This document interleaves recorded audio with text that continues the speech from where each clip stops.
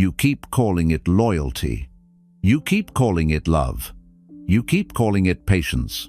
But let's tell the truth. Sometimes it is not loyalty. It is fear. Not love. Attachment. Not patience. Weakness disguised as virtue. You are not suffering because people are cruel. You are suffering because you refuse to walk away when your peace is being drained. The Buddha did not teach passivity. He did not teach you to endure endless disrespect. He taught clarity. He taught detachment. He taught the discipline of self-awareness. And here is the uncomfortable truth. Until you value yourself enough to walk away, you will keep volunteering for your own suffering. Today we are not talking about revenge. We are not talking about ego. We are talking about self-respect rooted in wisdom. Listen carefully. One attachment makes you tolerate what you should not. The Buddha was direct about this. He did not decorate the truth. He said, attachment is the root of suffering. Not love, not compassion. Attachment. Love allows space. Attachment clings. Love respects. Attachment fears loss. Love gives freely. Attachment negotiates for security. Attachment whispers quietly at first. It tells you, if they leave, you will fall apart. It convinces you that this one person is the source of your stability, your identity, your emotional survival. And once you believe that lie, your standards begin to drop without you even noticing. You start accepting things you once promised yourself you never would. You tolerate inconsistency because at least they are still there. You accept being ignored because sometimes they give you attention. You excuse disrespect because you are afraid of the silence that might follow if you speak up. Attachment does something dangerous. It makes you confuse relief with happiness.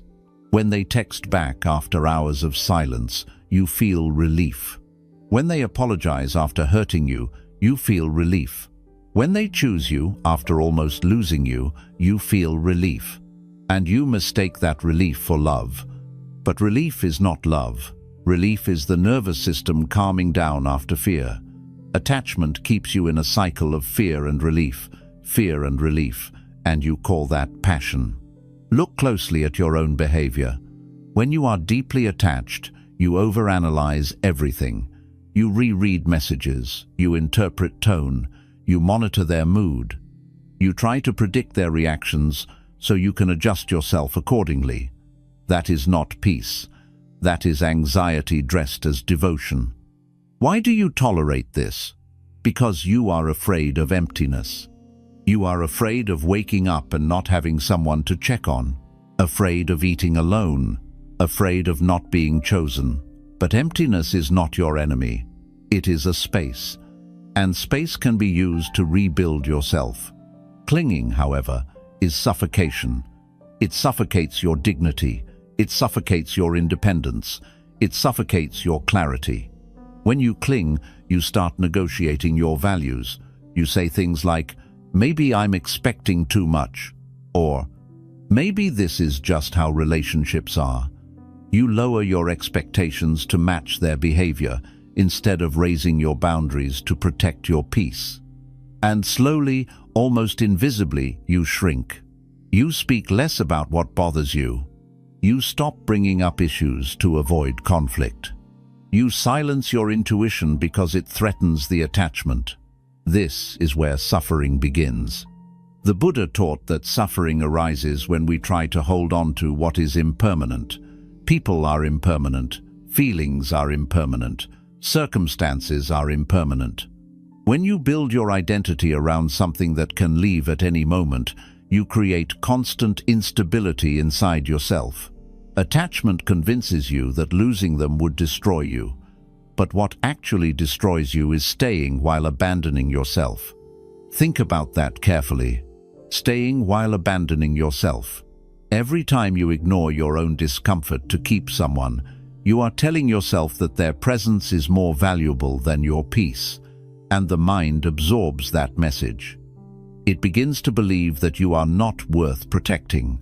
When you lose leverage, you lose dignity. And leverage is not manipulation, it is balance. It is the understanding that you can walk away if your core values are violated. The moment someone senses you cannot leave, the dynamic shifts. Not because they are evil, but because human nature responds to what it perceives as secure. If they believe you will stay no matter what, the urgency to respect you decreases. This is not about playing games, it is about maintaining inner stability. Value yourself enough to ask a hard question. If this person did not choose you tomorrow, would you still be whole? If the answer is no, then you are attached in a way that is dangerous. You should be able to love deeply without depending entirely. You should be able to care without collapsing. You should be able to walk away without losing your identity. Attachment says, I cannot live without you. Wisdom says, I prefer you, but I do not depend on you. That difference changes everything.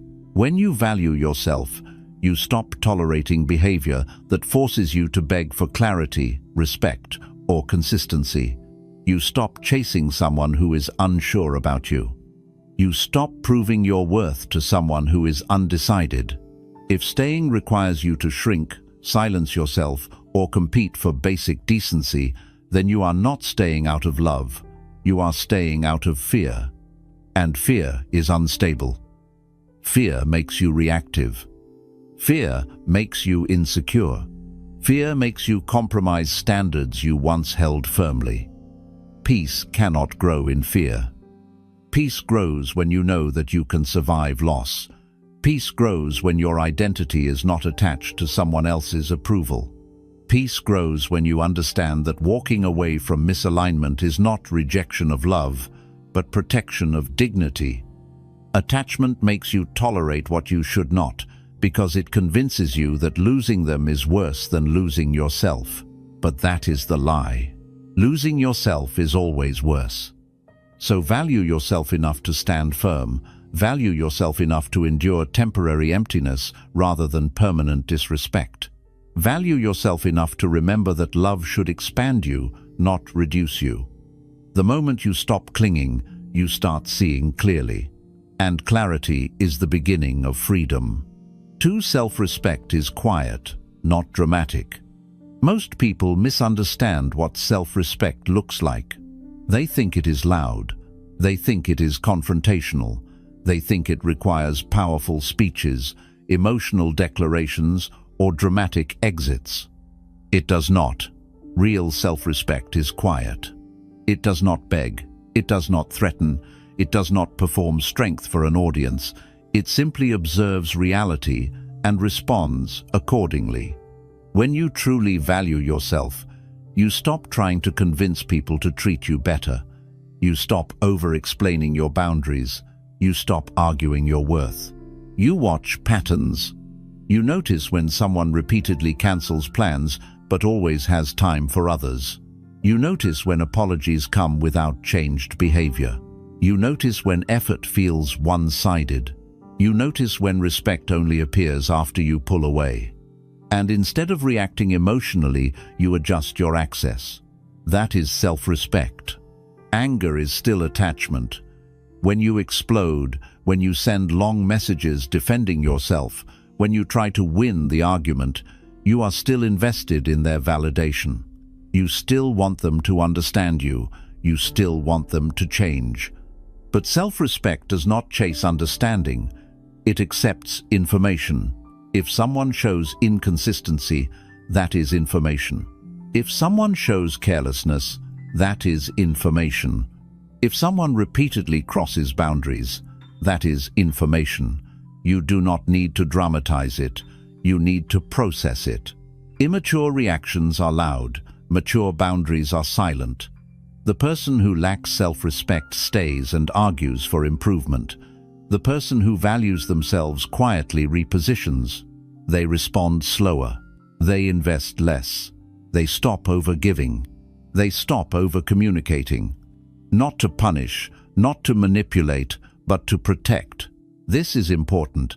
Self-respect is not about proving a point. it is about preserving your energy. When you are dramatic, you leak energy. You replay conversations. You rehearse what you should have said. You analyze their reactions. You wait for a response that validates your stance. But when you are calm, you conserve power. You do not need them to agree with you to make a decision. You do not need closure speeches to step back. You do not need a final argument to justify your distance.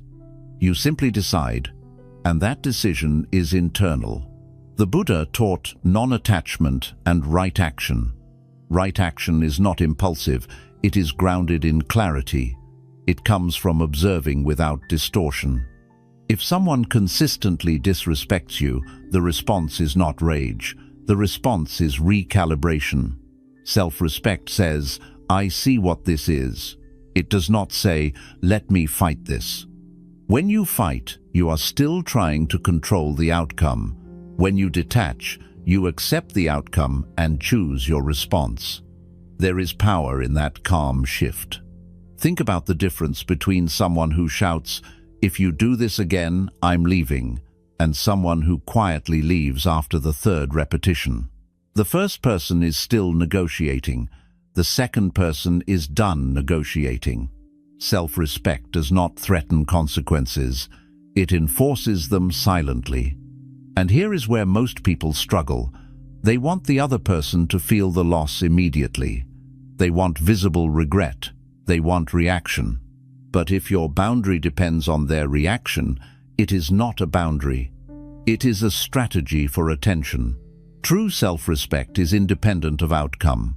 Whether they chase or not, whether they apologize or not, whether they understand or not, you move accordingly. This is not coldness, it is emotional maturity. Coldness is shutting down out of bitterness. Self-respect is stepping back out of clarity. One comes from wounded pride, the other comes from grounded awareness. When you are dramatic, you give them center stage. When you are calm, you return the focus to yourself. And that is the shift. You stop asking, why are they like this? You start asking, why am I allowing this? You stop demanding change from them. You start adjusting your standards for yourself. Self-respect is subtle but powerful. It changes how you speak. You no longer over-justify. It changes how you listen. You no longer ignore red flags. It changes how you respond. You are measured instead of reactive. It also changes how others perceive you. People feel when you are not desperate for their approval. They feel when your peace does not depend on their mood. They feel when you are willing to walk away without spectacle. And ironically, that quiet strength commands more respect than any emotional outburst ever could. You do not need to announce your worth. You demonstrate it by what you tolerate. If you tolerate chaos, you signal availability for chaos. If you tolerate inconsistency, you signal acceptance of inconsistency. If you tolerate disrespect, you signal low self-valuation. But when you calmly reduce access, when you calmly step back, when you calmly redirect your focus, you communicate something powerful without saying a word. You communicate, my peace is not negotiable. Self-respect is not about being unkind. It is about being aligned. It is about ensuring your actions reflect your internal standards. You do not owe anyone unlimited chances. You do not owe anyone endless explanations. You do not owe anyone access to you at the cost of your peace. And you certainly do not need drama to prove your strength. Strength that needs noise is fragile. Strength that is silent is stable. So, if you truly value yourself, stop performing your boundaries. Stop explaining your worth. Stop trying to educate someone into respecting you. Observe, decide, adjust, quietly. Because the loudest thing in the room is not always the strongest. Often, it is the one who can walk away without needing applause. 3. You teach people how to treat you. This is the part most people don't want to hear. You are not responsible for someone else's character, but you are responsible for what you repeatedly allow. Every interaction is training. Not formal training, not intentional, but behavioral conditioning. Human beings adjust based on what works. If a behavior brings no consequences, it continues. If it brings rewards, it strengthens. So when you tolerate what violates you, you are teaching a lesson. When someone cancels plans at the last minute and you immediately say, "It's fine, I understand," without addressing the pattern, you teach them your time is flexible. When someone speaks to you carelessly and you laugh it off to avoid tension, you teach them your dignity is negotiable. When someone disappears for days and returns without explanation and you welcome them back warmly, you teach them access to you requires no accountability. This is not about blaming yourself for someone's poor behavior. It is about recognizing your participation in maintaining it. People study you, not consciously, but they study your reactions. They observe how much you protest. They observe how quickly you forgive. They observe how afraid you are to leave. And from that, they calculate how far they can go. If you never enforce your boundaries are theoretical. You can say, "I deserve respect" all day long. But if you stay in environments that contradict that statement, your actions speak louder than your words. This is where self-awareness becomes uncomfortable. Ask yourself honestly, are you upset because they disrespected you or because you tolerated it again? Sometimes your anger is not toward them, it is toward yourself for not acting sooner. When you value yourself, you understand that consistency is not optional. You do not reward behavior that undermines your peace. And that does not require aggression, it requires alignment. For example, if someone repeatedly communicates only when it is convenient for them, you stop being constantly available. You match effort with effort. If someone disrespects your time, you stop prioritizing theirs. If someone minimizes your feelings, you stop offering emotional labor freely. You adjust your investment. Most people think love means unconditional access. It does not. Love without boundaries becomes self-abandonment. Boundaries are not walls to punish others, they are filters to protect you. When you refuse to walk away despite repeated red flags, you send a message, "This is acceptable." And human nature responds accordingly. You may believe your patience will inspire change, but change rarely comes from comfort. It comes from consequence. If someone knows you will stay no matter what, they have no incentive to rise. Again, this is not manipulation. It is reality. If every time you forgive without change, you lower your threshold. If every time you excuse without discussion, you weaken your standard. And over time, you start to feel smaller. You begin overthinking. You begin questioning your instincts. You begin wondering why you feel undervalued. It is because your actions are not aligned with your internal standards. You teach people how to treat you by what you enforce. Enforcement does not mean shouting, it means consistency. If you say, "I don't tolerate dishonesty," but you stay after repeated lies, your statement loses weight.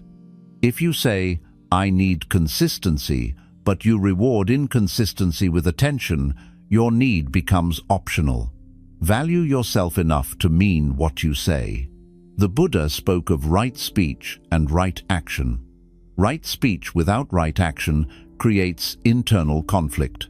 You say one thing, but you live another, and that contradiction erodes self-respect. The moment you align your behavior with your values, something shifts. You become steadier. You become clearer. You become less reactive. Because now you are not hoping others will respect you. You are structuring your life in a way that requires it. Understand this clearly. When you stop tolerating what diminishes you, some people will leave. That is not loss. That is filtration. Those who benefited from your low boundaries will resist your growth. They may accuse you of changing. They may say you are distant. They may claim you are cold. But what they are really noticing is that you are no longer easy to access without effort. And that is uncomfortable for those who relied on your flexibility. Growth often feels like rejection to people who benefited from your lack of boundaries. But if valuing yourself means losing people who only thrived in your self-neglect, then that loss is necessary. You cannot demand respect while practicing tolerance for disrespect. You cannot want peace while enabling chaos. You cannot expect others to see your worth while you repeatedly ignore it. The shift begins when you decide that your presence is not guaranteed to anyone who mishandles it. When you reduce overgiving, people notice. When you stop chasing, people notice. When you no longer accept crumbs, people notice. But the most important person who notices is you. You start trusting yourself again. You start believing your standards are valid. You start recognizing that walking away is not cruelty, it is consistency. And consistency builds power. You teach people how to treat you, not through speeches, but through patterns. So change your pattern, match effort, enforce standards, withdraw when necessary. Because the moment you stop volunteering for mistreatment is the moment the lesson changes. And once the lesson changes, so does your life. For loneliness is better than disrespect. This is where most people fail. Not because they don't see the red flags, not because they don't understand they deserve better, but because they are afraid of being alone. Loneliness terrifies you more than mistreatment. You would rather share space with someone who drains you than sit in a quiet room by yourself. You would rather tolerate inconsistency than face silence. You would rather negotiate your worth than confront emptiness. Be honest about that. Because until you admit that fear, you will keep choosing discomfort over growth. Loneliness feels heavy at first. It feels unfamiliar. It feels like withdrawal. You reach for your phone out of habit. You want distraction. You want noise. You want someone to validate your existence. But what you are really craving is certainty. Disrespect, even when painful, is predictable. You know how the cycle goes.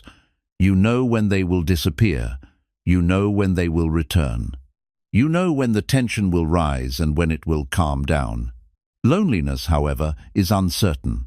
There is no script. There is no reassurance. There is no immediate feedback. And that uncertainty exposes you to yourself.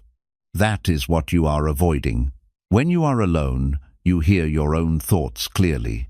You confront your own insecurities. You face your own habits. There is no one to blame, no one to distract you, no one to fill the silence. But here is the truth most people never realize. Loneliness is temporary. Self-abandonment can become permanent. If you stay in environments where you are tolerated but not valued, where you are present but not respected, you slowly erode your identity. You begin adjusting yourself to avoid conflict. You begin minimizing your needs to keep peace. You begin accepting less to avoid loss. And each compromise chips away at your self-worth. The Buddha taught impermanence. Everything changes, pain changes, emotions change, situations change. The loneliness you fear will not last forever. But if you repeatedly choose disrespect, you reinforce the belief that this is what you deserve. That belief is dangerous, because once your mind accepts low treatment as normal, you stop even recognizing when something is wrong. You normalize being overlooked. You normalize being second choice. You normalize being misunderstood. And that normalization is the real suffering. Loneliness, on the other hand, can become a teacher. It forces you to rebuild your identity without leaning on external validation. It forces you to strengthen your independence. It forces you to confront your attachment patterns. When you sit alone long enough, something shifts. The silence becomes less threatening. The space becomes less intimidating. Your mind becomes clearer. You begin to realize that you are not incomplete without someone else. You are not broken because you are alone.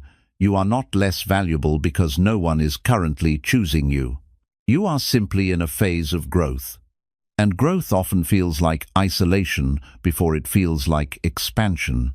Ask yourself this: would you rather endure a few months of loneliness while rebuilding your standards, or years of subtle disrespect while pretending you are fine? One path is uncomfortable in the short term, but empowering in the long term. The other is comfortable in the short term, but damaging in the long term. Loneliness gives you back control. Disrespect takes it away. When you are alone, you choose your routine. You choose your priorities. You choose your focus. You decide how your energy is spent.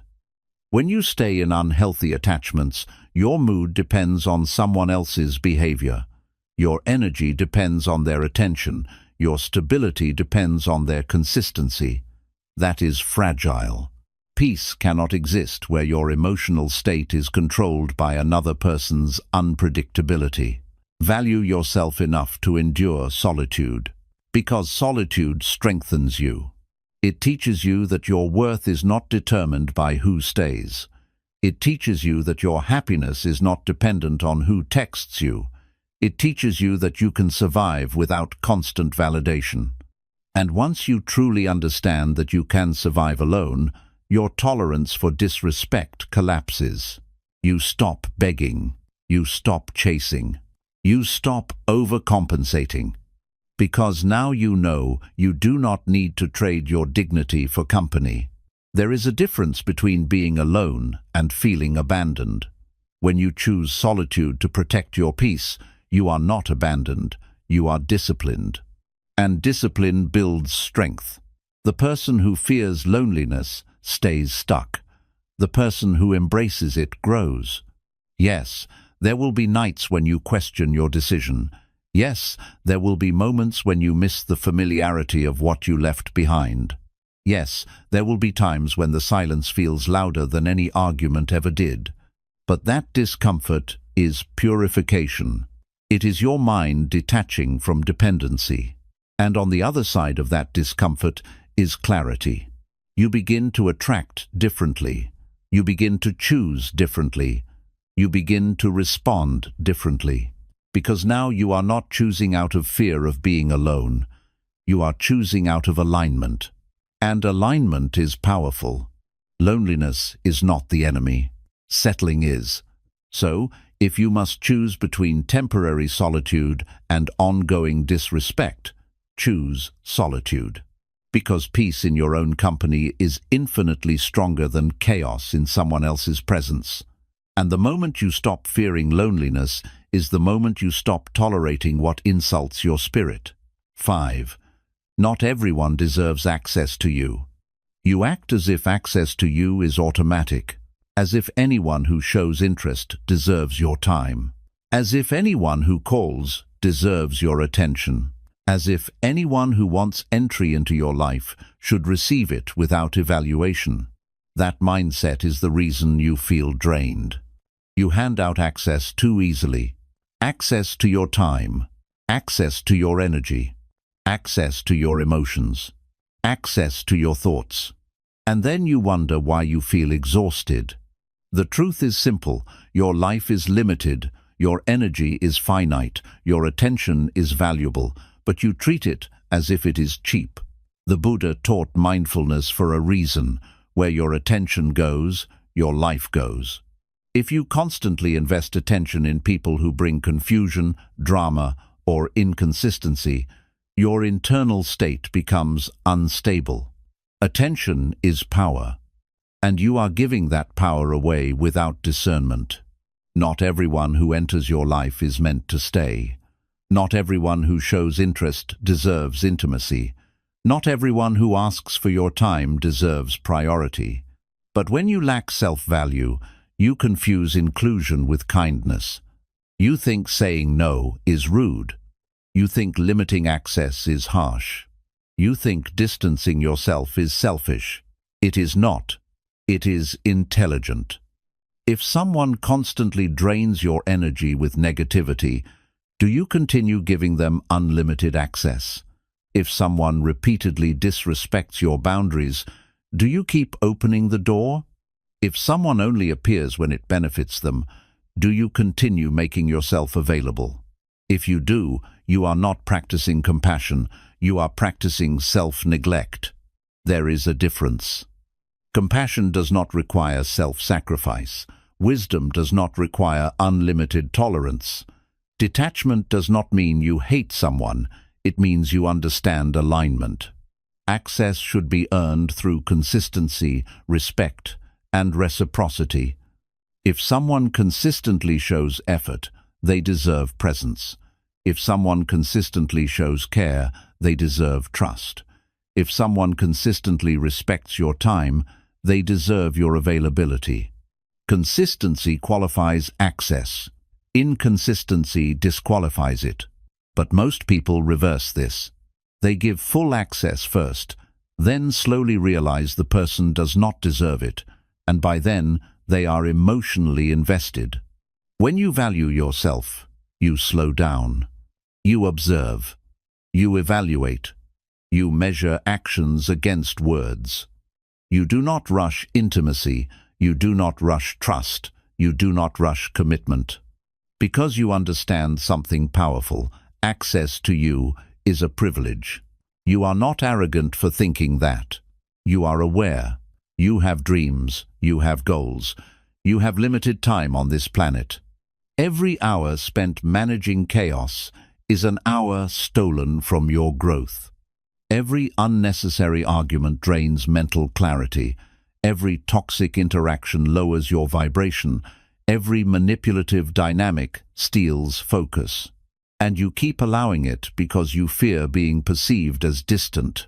Let them perceive what they want. Your responsibility is not to be endlessly available. Your responsibility is to protect your peace. The moment you raise your standards for access, something shifts. People who only valued convenience will fade. People who thrived on your overgiving will resist. People who relied on your flexibility will complain. That is not a sign you are wrong. That is a sign your boundaries are working.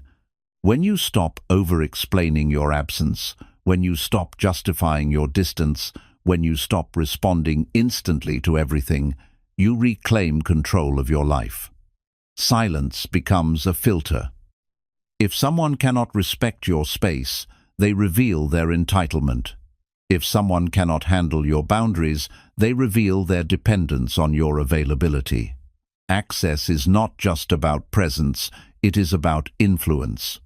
Who you allow close influences your mindset, influences your habits, influences your emotions, influences your direction. If you surround yourself with inconsistency, your life becomes inconsistent. If you allow chaos close, your mind becomes chaotic. You cannot build a focused, disciplined life while giving unlimited access to those who destabilize you. Value yourself enough to ask, does this person add stability or remove it?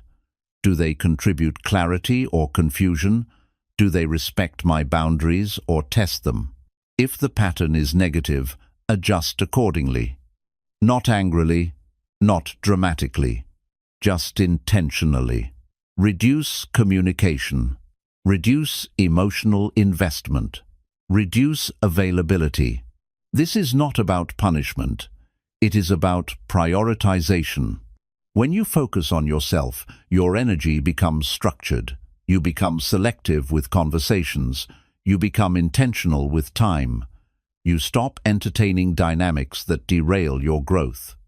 And once you experience the peace that comes from limited, aligned access, you will never go back to open-door chaos. Not everyone deserves a front-row seat to your life. Some deserve distance. Some deserve acquaintance. Some deserve removal. And the moment you stop handing out unlimited access is the moment you stop feeling constantly drained. Because peace is not only about what you build, It is about what you refuse to allow. Value yourself enough to guard your energy, because once you understand the power of selective access, you will realize that protecting your space is not selfish. It is necessary. 6. Walking away is an act of strength. Most people stay because leaving feels like losing. Leaving feels like failure. Leaving feels like giving up. Leaving feels like admitting that all the time, effort and emotion you invested did not produce what you hoped for. So you stay. Not because it is healthy, not because it is aligned, but because you do not want your investment to feel wasted. This is where attachment disguises itself as perseverance. You tell yourself, "I've already given so much." You tell yourself, "Maybe it just needs more time." You tell yourself, "No relationship is perfect." And while those statements may be partially true, they can also become excuses to tolerate what is fundamentally misaligned. Walking away is not weakness. Staying in something that consistently diminishes you is weakness. Let's define strength correctly. Strength is not enduring endless disrespect. Strength is not absorbing emotional chaos without reacting. Strength is not sacrificing your standards just to keep someone in your life. Strength is clarity in action. It is looking at a pattern and accepting it for what it is, not what you wish it would become. The Buddha emphasized right view, seeing reality clearly without distortion. Most suffering comes not from what is happening, but from the story you attach to what is happening. You see inconsistency, but you tell yourself they are just stressed. You see emotional distance, but you tell yourself they are just busy. You see repeated disrespect, but you tell yourself they did not mean it. You rewrite reality to avoid confronting the truth. Walking away requires you to stop rewriting the story. It requires you to say, "This is what it is." And that is uncomfortable, because once you see clearly, you must act accordingly. Staying is easier in the short term. It allows you to avoid uncertainty. It allows you to avoid loneliness. It allows you to avoid the fear of starting over. Walking away forces you into the unknown, and the unknown is frightening. You do not know who comes next. You do not know how long you will be alone. You do not know how you will feel weeks from now. But here is what you do know. You know how you feel right now. You know the anxiety. You know the exhaustion. You know the subtle resentment building inside you. Staying guarantees the continuation of that pattern. Leaving opens the possibility of something better. Strength is choosing possibility over familiarity. It is easy to stay in something predictable, even if it is painful. The mind prefers familiar discomfort over unfamiliar freedom. But growth does not live in familiarity. Growth lives in decisive action. Walking away is not about proving a point to someone else. It is about proving something to yourself. It is about proving that your standards are real, that your boundaries are not decorative, that your peace is not optional. Most people talk about self-worth. Very few enforce it. The moment you enforce it, your identity shifts. You stop seeing yourself as someone who tolerates anything for connection. You start seeing yourself as someone who values alignment over attachment. That shift changes how you carry yourself. You speak differently. You respond differently. You choose differently. And it starts with one difficult decision. Let's address another uncomfortable truth. Sometimes you are not staying because you love them. You are staying because you are afraid that if this does not work, maybe nothing will. You fear that this was your chance. You fear that this was your best option. You fear that walking away means starting from zero. But zero is not failure. Zero is a reset. And resets are powerful. When you walk away from misalignment, you return to yourself. You regain emotional independence. You regain clarity. You regain control over your time and attention. Staying in misalignment slowly erodes confidence. Walking away rebuilds it. Yes, it will hurt. Strength does not mean absence of pain. It means willingness to endure temporary pain for long-term peace.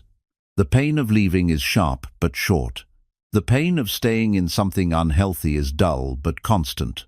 One wounds you once, the other wounds you daily. Walking away also forces you to confront your own patterns. It forces you to ask why you tolerated what you did. It forces you to examine your attachment tendencies. It forces you to rebuild your standards consciously instead of emotionally. That is growth. And growth is never comfortable, but it is necessary. You cannot elevate your life while clinging to what drags you down. You cannot build a disciplined, focused future while constantly managing emotional instability. Walking away is not destruction. It is alignment. It is saying, "This no longer matches who I am becoming." And that statement requires courage. Because when you walk away calmly, without hatred, without revenge, without drama, you demonstrate something rare. You demonstrate self-control. You are not leaving because you lost control. You are leaving because you gained it. That difference matters. You are not escaping pain. You are choosing peace. You are not giving up. You are leveling up. Strength is not measured by how much you can endure. It is measured by how clearly you can decide. So if you see the pattern, if you feel the misalignment, if you know deep down that staying requires shrinking, silence, or constant compromise, then walking away is not weakness. It is self-respect in motion. And once you experience the power of choosing yourself, you will never confuse endurance with strength again. 7. Focusing on yourself changes your entire energy. Most people say they want peace, but they spend their days monitoring someone else, checking their activity, analyzing their tone, waiting for their response, overthinking their silence. Your focus is scattered, and wherever your focus goes, your energy follows. If your attention is constantly directed outward toward who is texting, who is distant, who is acting different, you have no energy left to build yourself. You cannot grow while obsessing. The Buddha taught that the mind creates suffering when it attaches to external outcomes. When your stability depends on someone else's behavior, you become reactive. Your mood shifts based on their attention. Your confidence rises and falls based on their validation. That is not power. That is dependency. Focusing on yourself is not selfish. It is stabilizing. When you redirect your attention inward, something powerful happens. Instead of asking, "Why are they acting like this?" you ask, "How can I improve today?" Instead of waiting for their message, you structure your routine. Instead of replaying arguments in your mind, you invest in skill, health, discipline, clarity. And slowly, your internal world becomes stronger than external noise. This shift changes your energy. Energy is not mystical, it is behavioral. When you are focused on yourself, your posture changes, your speech changes, your pace changes. You are less hurried, less desperate, less reactive. You do not jump to respond instantly. You do not panic at silence. You do not crumble at distance, because your life is full. And fullness removes neediness. Neediness is not love. It is insecurity searching for reassurance. When your days are empty, when your goals are unclear, when your discipline is weak, you cling to people to fill that space.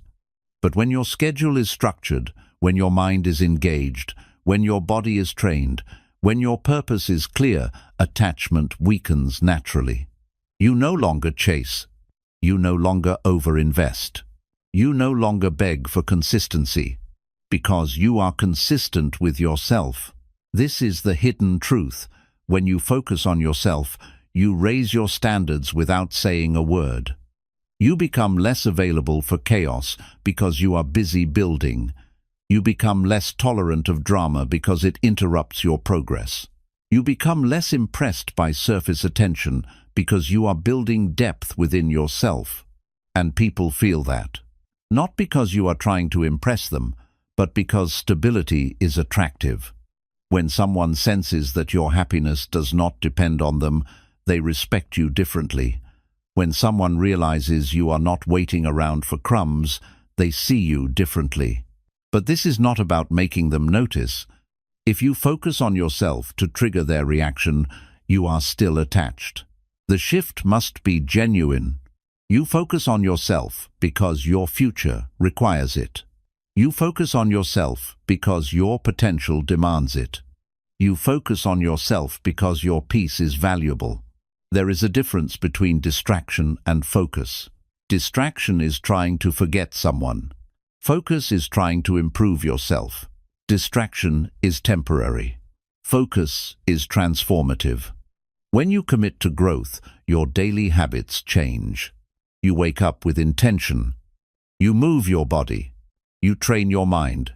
You set boundaries around your time. You reduce unnecessary conversations. You stop entertaining dynamics that exhaust you. And as your discipline increases, your tolerance for misalignment decreases. You start recognizing how much energy you used to waste. Hours spent analyzing behavior. Days spent waiting for change. Weeks spent hoping for effort. That energy, redirected into your own development, compounds. You become sharper, more grounded, more confident. Not because someone validated you, but because you validated yourself through action. This is what most people miss. Confidence is not built through affirmation alone. It is built through competence. When you commit to improving your body, your mind, your finances, your skills, you start trusting yourself more.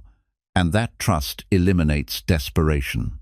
Desperation is loud. Focus is silent. When you are focused, you are not constantly checking your phone.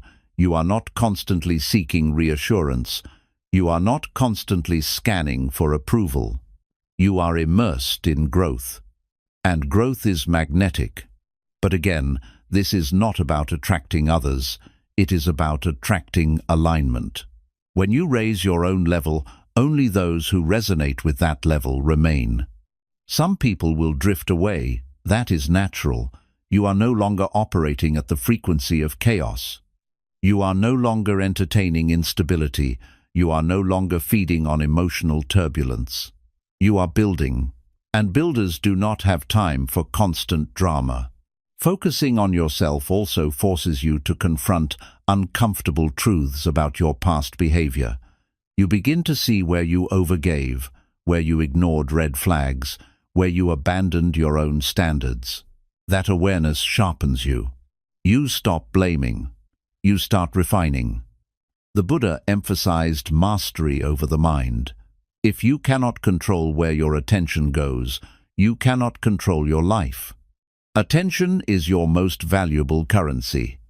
If you spend it obsessing over people who are inconsistent, you bankrupt yourself emotionally. If you invest it in growth, discipline, and purpose, you multiply it. The day you decide that your life deserves your full attention is the day your power returns. Because now your mood is not dependent on external validation. Your confidence is not dependent on external approval. Your peace is not dependent on external consistency. You become self-contained. And self-contained people are difficult to manipulate. When you focus on yourself deeply enough, you stop asking, "Why did they leave?" and start asking, "What can I build next?" You stop chasing connection at any cost and start attracting it through alignment. You stop seeking completion from others and start cultivating wholeness within. And here is the final truth. When you truly value yourself, you do not focus on yourself to escape people. You focus on yourself because your life is your responsibility. Your growth is your responsibility. Your peace is your responsibility. Your discipline is your responsibility. No one else will build your future for you. So redirect your energy, reclaim your attention, reinforce your standards. Because the moment you stop orbiting around others and start centering your own development is the moment your entire energy shifts. And when your energy shifts, your entire life follows. You have spent enough time trying to be understood, enough time trying to be chosen, enough time trying to make something work that has been draining you. Now it is time to choose yourself, not out of ego, not out of anger, but out of clarity. Attachment made you tolerate what you should not. Fear made you stay where you were shrinking. Loneliness convinced you that disrespect was better than silence. But you see differently now. You understand that self-respect is quiet, that boundaries do not need speeches, that walking away is not weakness, it is alignment, that not everyone deserves access to you, that focusing on yourself is not selfish, it is necessary. Value yourself enough to leave what diminishes you. Value yourself enough to endure temporary discomfort. Value yourself enough to build a life that does not revolve around someone else's approval. Because at the end of the day, no one else is responsible for your peace. Not the person who left. Not the person who stayed. Not the person who misunderstood you. You are. The Buddha taught that suffering begins with attachment, but freedom begins with awareness. You are aware now. So do not go back to shrinking. Do not go back to begging. Do not go back to chasing what does not align. Walk calmly. Stand firmly. Build intentionally. And remember this clearly. The moment you believe you are enough, you stop negotiating your worth. And the moment you stop negotiating your worth is the moment your power returns.